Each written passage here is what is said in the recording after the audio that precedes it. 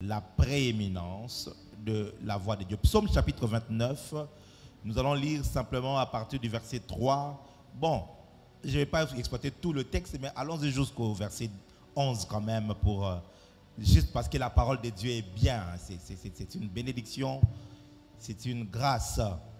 Est-ce qu'on peut lire ça? Allons-y. Psaume 29 du verset 3 au verset 11. Psaume 29 du verset 3 au verset 11, je lis au nom de Jésus. La voix de l'Éternel retentit sur les eaux. Les dieux de gloire fait gronder les tonnerres. L'Éternel est sur les grandes eaux. La voix de l'Éternel est puissante. La voix de l'Éternel est majestueuse. La voix de l'Éternel brise les cèdres. L'Éternel brise les cèdres du Liban. Il les fait bondir comme des veaux. Et les Libans et les Syriens comme des jeunes buffles. La voix de l'Éternel fait jaillir des flammes de feu. La voix de l'Éternel fait trembler les déserts. L'Éternel fait trembler les déserts de Kadès. La voix de l'Éternel fait enfanter les biches. Elle dépouille les forêts. Dans son palais, tous crient gloire. L'Éternel était sur son trône lors du déluge. L'Éternel sur son trône règne éternellement. L'Éternel donne la force à son peuple. L'Éternel bénit son peuple et les rend heureux. Que cette dernière phrase soit la prophétie pour ta vie. Amen. David dit une chose, ce n'est pas encore mon partage, mais j'aimerais quand même que tu comprennes. Il dit, l'Éternel bénit son peuple et le rend heureux. En d'autres termes, pour David, il n'y a pas bénédiction sans bonheur. C'est-à-dire que l'Éternel ne te bénisse pas seulement. Il y a des gens qui expérimentent la bénédiction, surtout matérielle, mais dès l'instant où il a eu l'argent, il a divorcé avec sa femme. Les enfants sont tombés malades. Il y a eu des problèmes. Il a eu ce qu'il considère comme bénédiction matérielle, mais il est accompagné de beaucoup de problèmes et de malheurs. Mais David comprend, il dit que l'Éternel ne te bénisse pas seulement, mais qu'il ajoute à la bénédiction la capacité de jouir de cette bénédiction-là. Ainsi, j'aimerais déclarer sur toi que l'Éternel te bénisse. Amen. Et qu'il te rende heureux. Amen. Tu n'auras pas seulement le mariage, tu seras heureux dans ton mariage. Amen. Tu n'auras pas seulement les enfants, tu auras des enfants en bonne santé et bien éduqués. Tu n'auras pas seulement le travail, mais tu auras un travail stable avec un foyer stable. Amen. Que la bénédiction s'accompagne avec le bonheur. Tu me donnes un amen bien, tu t'attaches à cela. Notre deuxième texte, c'est Jean chapitre 5, le verset 25. Jean chapitre 5, le verset 25. Jean 5, le verset 25. Je lis au nom de Jésus. Amen. En vérité, je vous l'ai dit. Oui. L'heure vient et elle est déjà venue. Elle est déjà venue. Où les morts attendront la voix du Fils de Dieu. Comment? Et ceux qui l'auront entendu vivront. Où les morts entendront la voix du Fils de Dieu. Et ceux qui l'auront entendu feront quoi? Vivront. Pardon?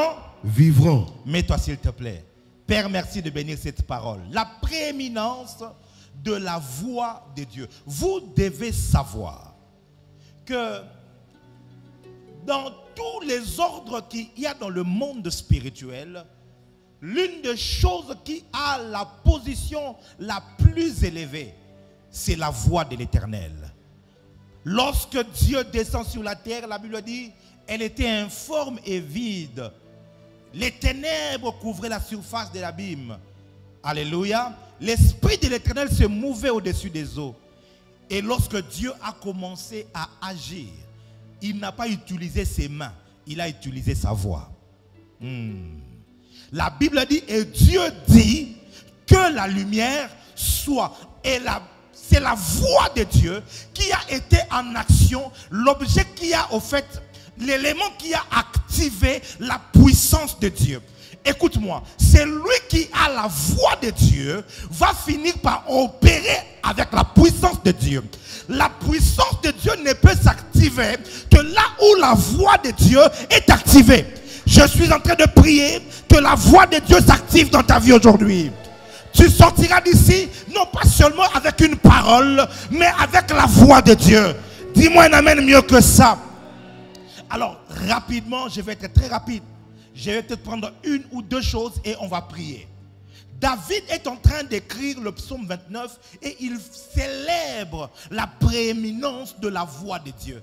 Il célèbre la position la plus élevée de la voix de Dieu. Il dit: rendez à l'Éternel gloire pour son nom. Prosternez-vous devant l'Éternel avec des ornements sacrés. La voix de l'Éternel retentit sur les eaux. L'Éternel, le Dieu de gloire, fait gronder les tonnerres. Écoutez bien. La voix retentit sur les eaux.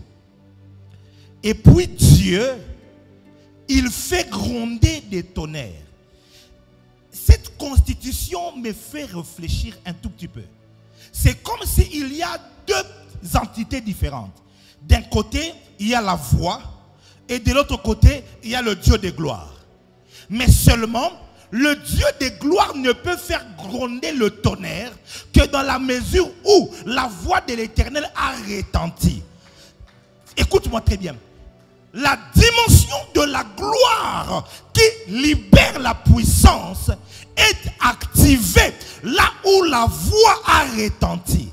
Plusieurs personnes cherchent les œuvres de Dieu, mais ils ratent ce qui active les œuvres. Ce qui active les œuvres de Dieu, c'est la voix de Dieu.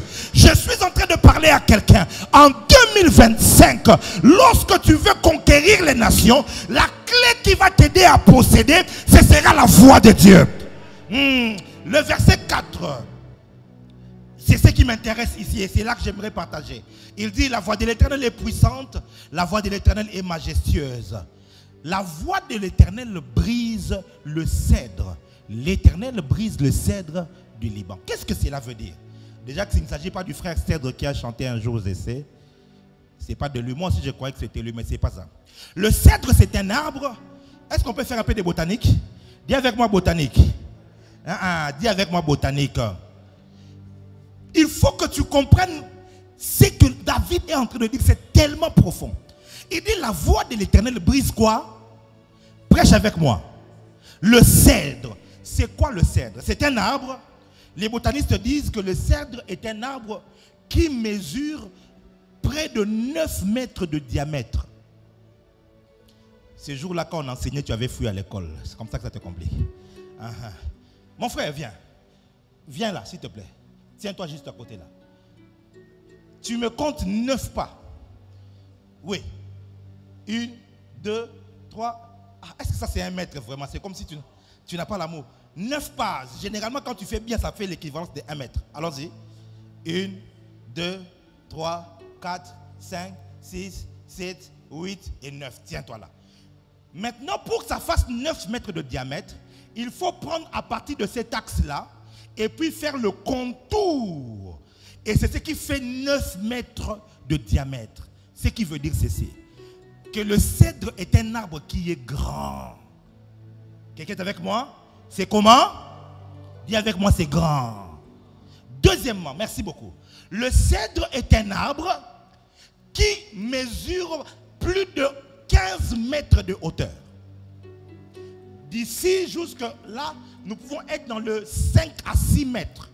Maintenant, tu le multiplies par 3. C'est ce qui fait la hauteur du cèdre. Donc, le cèdre, il est comment? Grand. Deuxièmement, il est comment? Long, n'est-ce pas? Or, nous savons que lorsqu'un arbre est long, c'est que ses racines sont profondes. Vrai ou faux? C'est-à-dire que le cèdre, il est grand, il est long, et puis il est comment? Maintenant, ça, ce n'est pas encore la révélation. Ça, c'est la science. La science dit encore que le cèdre est un arbre qui peut vivre jusqu'à 1500 ans. Ouais. C'est-à-dire que c'est un arbre, non seulement qu'il est grand, il est long, profond, mais c'est un arbre qui vit longtemps. Alléluia. Maintenant, regardez. Un arbre que le vent n'a pas réussi à faire tomber. Qu'aucune main ne peut réussir à faire écrouler. Un arbre qui est grand et lancé, qui est profond et qui dure longtemps. David dit: la voix de l'Éternel. Lorsque Dieu parle, il dit: la voix de l'Éternel ne fait pas tomber. My God. la voix de l'Éternel ne coupe pas, non. Mais il dit la voix de l'Éternel brise le cèdre. Qu'est-ce qu'il veut dire? C'est ici que je veux te prêcher. Si tu me dis avance prophète, je vais te prêcher. Hier j'étais l'enseignant, aujourd'hui je suis un peu prédicateur. Dis avec moi avance prophète. Qu'est-ce que cela veut dire? Les cèdres, c'est le genre de problème qui à tes yeux paraît tellement grand. My God. Qui à tes yeux paraît tellement élancé. Qui à tes yeux est tellement profond. Des problèmes qui à tes yeux, ça a tellement duré. Mais lorsque Dieu a parlé, sa voix va briser les cèdres. Je prophétise sur une personne. Je ne sais pas quel est ce problème. Si c'est la maladie, si c'est le chômage, si c'est les malédictions, ce soir, ainsi parle l'Éternel, ce problème sera brisé. Ce problème sera brisé. Ce problème sera brisé. Si tu le crois, dis. Je vais aller rapidement. Il ajoute un détail. Ce psaume est extraordinaire. Il ajoute un détail. Il dit, l'Éternel brise le cèdre du Liban. Pourquoi est-ce que il ne se limite pas seulement au cèdre, mais il précise, maintenant il y a aussi le cèdre de quoi? Dis avec moi le cèdre du Liban. Parce que au fait, les botanistes ont découvert que le cèdre du Liban, lui, n'a pas 9 mètres. Le cèdre du Liban peut avoir jusqu'à 15 mètres de diamètre. Il peut aller jusqu'à 25 mètres de hauteur. Il peut vivre jusqu'à 3000 ans, mes frères et sœurs. C'est-à-dire qu'il y a un cèdre qui a été planté 1000 ans avant Jésus, qui a subsisté jusqu'à ces jours.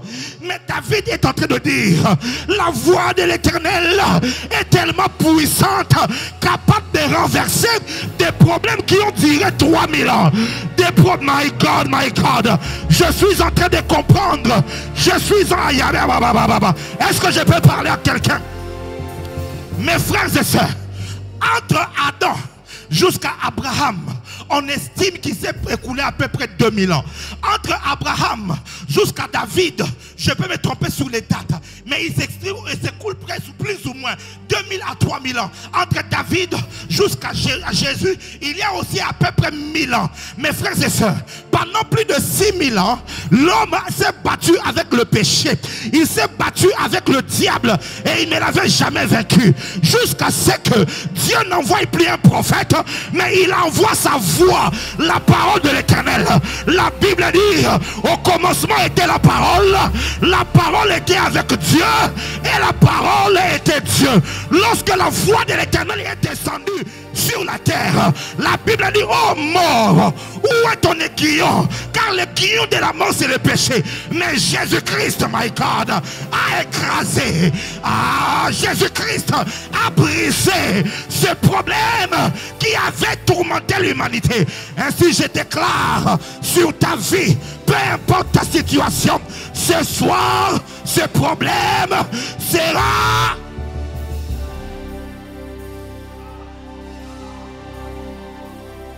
Ce n'est pas fini. Dis avec moi, avance prophète. Écoute ce qu'il ajoute.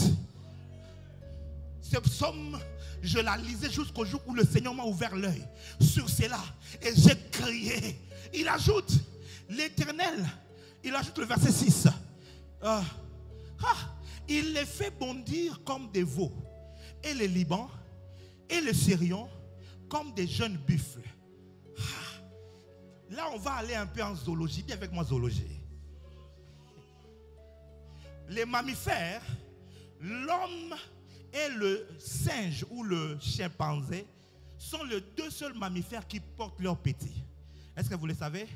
Lorsque l'homme a un enfant, il porte son enfant. Les chimpanzés aussi, lorsqu'ils font de petits, ils portent leurs petits aussi. Nous sommes que les seuls deux mammifères qui portons nos enfants. Mais tout le reste des mammifères, tout ce qu'ils font, ils portent la grossesse. Une fois que tu viens au monde, c'est chacun pour soi, Dieu pour tous. Ouais. Suivez les documentaires, vous allez voir que lorsque une vache met au monde, il ne va pas prendre son enfant entre les mains. Alléluia. Lorsque un cerf met au monde, il ne prendra pas son petit entre les mains. Maintenant, qu'est-ce qui se passe? Le petit qui vient de naître, il peut être gros et grand, mais seulement il ne sait pas comment marcher. Vous avez déjà vu ça? Lorsqu'ils naissent, ils commencent, ils font ça. Hein? Parce qu'ils ne savent pas comment marcher à quatre pattes et ils vacillent et ils n'ont pas d'équilibre. Pourquoi? Parce qu'ils viennent de naître. Quelqu'un a compris ça? Maintenant regardez. David dit ceci. Le cèdre qui a été stable dans ses racines pendant des milliers d'années. Il dit l'Éternel commence à les faire bondir comme des veaux, comme des jeunes buffles. Ça veut dire quoi? Il était stable dans sa position. Il se croyait que c'était lui, le chef de la tribu, le chef de la famille. Personne ne peut les bouger. Il avait des ancrages solides, solidement fondés dans sa sorcellerie, dans sa magie, dans ses alliances occultes. Mais lorsque la voix de l'Éternel retentit, il fait ça. C'est un acte prophétique. Dieu dit, il devient léger. Il devient léger. Il commence à bondir. S'il devient léger, ça veut dire facile à déplacer. C'est la raison pour laquelle la voix de l'Éternel a dit, celui qui a la foi, il dira à cette montagne, ôte-toi d'ici. My God, jette-toi à la mer. Une montagne ne bouge pas comme ça. Mais si tu as la voix de l'Éternel, elle peut porter la montagne. Je ne connais pas l'impossibilité qui est devant toi. Mais ce soir, en quelques minutes, nous allons déplacer des montagnes. Nous allons déplacer des cèdres. Si tu es là, dis fire. Écoutez, j'ai envie compris. Quelque chose se passe. Jésus est en train de parler aux pharisiens.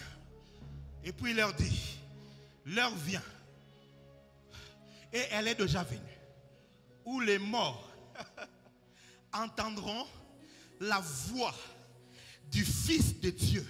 Et puisqu'ils vont entendre la voix, ils vont revivre. Ils vont revivre, my God. J'ai pas envie d'aller loin. Écoutez. Prophète, s'il te plaît, aide-moi. Matthieu 27. Matthieu 27, le verset 50. On va lire jusqu'au verset 53. Jésus a dit, l'heure vient. C'est dans le futur. Il dit, mais cette heure-là, elle est déjà venue. Quand vous entendez Jésus dire ça comme ça, c'est dire que ce qu'il déclare a double accomplissement. Il y a un accomplissement qui se fera au dernier jour, mais il y a aussi un accomplissement qui se fera pendant qu'il est là. L'heure vient, c'est-à-dire que c'est dans le futur, mais elle est déjà venue, c'est-à-dire que c'est maintenant. Il a dit à propos de Jean-Baptiste que l'heure vient, Élie viendra, mais je vous dis qu'il était le Élie. C'est-à-dire qu'il y a un Élie qui viendra, mais il y en a un qui était déjà venu aussi. Quelqu'un est avec moi. Maintenant Jésus a dit, l'heure vient, et elle est déjà venue, où les morts entendront la voix du Fils de Dieu et ils reviendront à la vie. Lisons ce texte. Matthieu 27, le verset 50, je lis au nom de Jésus. Jésus poussa de nouveau un grand cri et rendit l'esprit. Et voici, le voile du temple se déchira en deux, depuis le haut jusqu'en bas. La terre trembla, les rochers se fendirent, les sépulcres s'ouvrirent et plusieurs corps de saints qui étaient morts ressuscitèrent. Étant sortis des sépulcres après la l'heure vient et elle est déjà venue. Yes. Où les morts entendront la voix du Fils de Dieu et ils reviendront à la vie. Sur la croix, le Fils de Dieu a poussé un grand cri. Come on. Quand il a poussé le cri a traversé la terre. Le cri est allé, my God. Sa voix est tellement puissante qu'elle a traversé les tympans des êtres humains. Elle est allée dans les séjours des morts. Et sa voix a a ouvert les sépulcres. Sa voix a sorti les morts. Et sa voix a ramené les morts à la vie. Je suis venu dire à quelqu'un, si la voix de Jésus-Christ a ramené les morts ce soir, toute chose que tu avais expérimentée comme mort, ça revient à la vie. Amen. Toute mort que tu avais expérimentée revient à la vie. Amen. Je prophétise, tes finances reviennent à la vie. Yes. Je prophétise, tes affaires reviennent à la vie. Amen. Je prophétise, tes relations reviennent à la vie. Amen. Je prophétise cela sur toi. Yes. Je prophétise cela sur toi. Amen. Je prophétise cela sur toi. Amen. Je prophétise cela sur Amen. toi. Tu me dis un amen de plus fort, tu reçois. Amen. Oh la Hivayasa. Lève ta voix. Je veux que nous puissions faire des prières de feu. Nous allons ramener à la vie. Oh, il y a un homme qui est apparu en Israël. On lui a posé la question. Tu es Élie? Il a dit non. Tu es un prophète? Il a dit non. Et tu es Messie? Il a dit non. On lui a dit, qui es-tu? Il dit, je suis la voix qui crie dans les déserts. En d'autres termes, l'une des choses que Dieu donne à un prophète lorsqu'il l'envoie, il les rend enceintes de sa voix. C'est ce qu'on appelle l'oracle. C'est comme ça que quand un prophète arrive, il commence à dire ainsi parle l'Éternel. C'est-à-dire quoi? Je ne dis pas mon opinion. Je ne dis pas ce que je sens. Je ne dis même pas ce que je veux. Mais je dis ce que le ciel a déclaré. Ce soir, quand tu vas prier, la voix va retentir et tes finances vont revenir à la vie. Ton mariage qui a été enterré depuis des générations va revenir à la vie. J'ai dit ta destinée qui a été enterrée va revenir à la vie. Dis avec moi, mon Père, mon Père. Alors que je prie maintenant, laisse que par la puissance de ta voix, tout ce qui était mort dans ma vie revienne à la vie, revienne à la vie, revienne à la vie. Au nom de... Commence à battre les mains, commence à prier. Commence à prier. Commence à prier. Karabacha, les Kadabaïde, reviennent à la vie. Reviennent à la vie. Reviennent à la vie. Ayabacha, reviennent à la vie. Jésus. Au nom de Jésus, Yes, je décrète et déclare que Yes. tout ce qui était mort Yes. est en train de reprendre vie Reviens à la par vie. la puissance de la voix Reviens de à Dieu. la vie. Je décrète et déclare Reviens la à la vie. résurrection dans mes finances. Je décrète et déclare la vie maintenant par la puissance de la voix de Dieu. Je décrète et déclare la vie maintenant dans mes affaires par la puissance de la voix de Dieu. La vie maintenant dans mon mariage, dans mes finances. Je bats le mal, je décrète et déclare que la vie maintenant, que la vie entre maintenant par la voix de Dieu. Appelez Kapaya, appelez Kapaya, appelez les Kapaya, appelez les Kapaya, appelez Zapala Kapaya. La vie maintenant dans mes finances, dans mes affaires. La vie maintenant, Apaya, les Palava Kapaya, Zepele Kapaya, appelez les Kapaya. La lumière par la voix de Dieu, la résurrection par la voix de Dieu, la vie par la voix de Dieu, la restauration par la voix de Dieu. Apaya,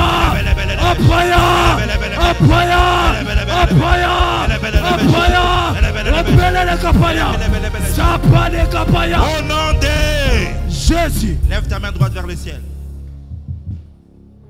Le travail que le Saint-Esprit fait cet après-midi, c'est un travail de résurrection. Amen. Dans ton cœur, il faut que tu localises, que tu situes. Quelle est cette chose, cette dimension de toi qui est morte, que tu aimerais que Dieu ramène cela à la vie? Ce qui se passe sera très vite, mais c'est profond. Tout dépend de ta foi et de ce que tu es venu réellement chercher. Avant même que l'orateur principal n'arrive, le Seigneur veut résoudre une dimension de ta vie qui avait connu la mort. Amen. Ça peut être le domaine de la santé. Ça peut être un domaine particulier dans tes relations, dans tes finances. C'est à toi, quand tu as levé la main, localise simplement la chose. Nous allons utiliser la voix de l'Éternel pour appeler la vie là où il y a la mort. Amen. Oh my God. Il était devant Lazare. 4 jours dans le tombeau, son corps en décomposition. Mais la puissance de sa voix a ramené le mort à la vie. Yes. Ceux qui ont visité Israël vous diront que le tombeau de Lazare, c'est un petit trou serpenté qui tend vers le bas. Et Lazare était lié de la tête aux pieds. Comment vous pouvez expliquer un homme qui est lié, qui est placé dans un trou, se retrouve à l'extérieur? La puissance de la voix, Kaleria. Je ne sais pas ce que toi tu appelles impossibilité. Je veux que quand tu as ta main levée, que tu localises cette chose qui est impossible. Dans notre famille, les gens ne se marient pas. Dans notre famille, on a un cancer qui se répercute sur les enfants. On a une maladie héréditaire, une maladie génétique. Dans notre famille, les gens ne réussissent pas. Je ne sais pas quel est ce problème. Mais il faut que toi-même, tu arrives à voir cela. Levez juste la main, regardez-moi. Écoutez-moi. Jésus rencontre Bartimée. Et Jésus fait quelque chose qui me frustre. Je trouve qu'il manque du respect à cet homme. La Bible dit qu'il est aveugle. Il appelle Jésus. Il dit, fils de David, aie pitié de moi. Jésus arrive vers lui et Jésus lui dit, que veux-tu que je te fasse? C'est un manque de respect. Parce que tu sais très bien qu'il est aveugle. Mais c'est parce que Dieu, avant de te visiter, il veut que toi-même tu saches exactement ce que tu veux. Parce qu'un autre est aveugle, mais peut-être qu'il n'a pas besoin qu'on le guérisse. Parce qu'il vit de ça. Alors il a fallu que cela soit fixé dans son cœur.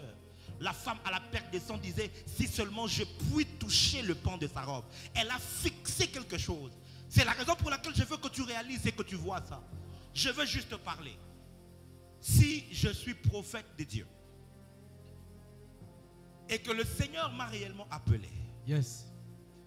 cette chose en toi qui était morte, Yes. j'appelle cela à la vie. Amen. Ton amen n'est pas arrivé à l'autel. Amen. Peu importe ce que les médecins ont dit. Yes. Peu importe ce que les hommes ont dit. Yes. Peu importe ce que les gens de ta famille ont dit. Je parle et je lève ma main droite comme prophète. Yes. J'appelle cela à la vie. Amen. J'appelle cela à la vie. Amen. Je libère sur toi la puissance de la résurrection. Amen. La puissance de la résurrection. Amen. Résurrection dans ton mariage. Amen. Résurrection dans tes finances. Amen. Résurrection dans tes finances. Amen. Résurrection dans tes finances. Amen. Résurrection dans tes affaires. Amen. Résurrection dans tes relations. Amen. Résurrection de ton ministère. Amen. Résurrection de tes dons. Amen. Reçois cela. Je reçois cela. Reçois cela. Je reçois cela. Dis avec moi, mon Père, mon Père. Mon Père, mon Père. Alors que je prie maintenant. Alors que je prie maintenant. Je reçois. Je reçois la puissance de la résurrection. la puissance de la résurrection. Alors que je bats les mains. Alors que je bats les mains. Que je prie. Oh, voilà la laisse que la puissance de la je résurrection. reçois la puissance de la résurrection. Je reçois. Je reçois la puissance de la résurrection. Je reçois maintenant. Alors que je bats les mains, je décrète un éclat que la puissance de la résurrection entre dans ma maison.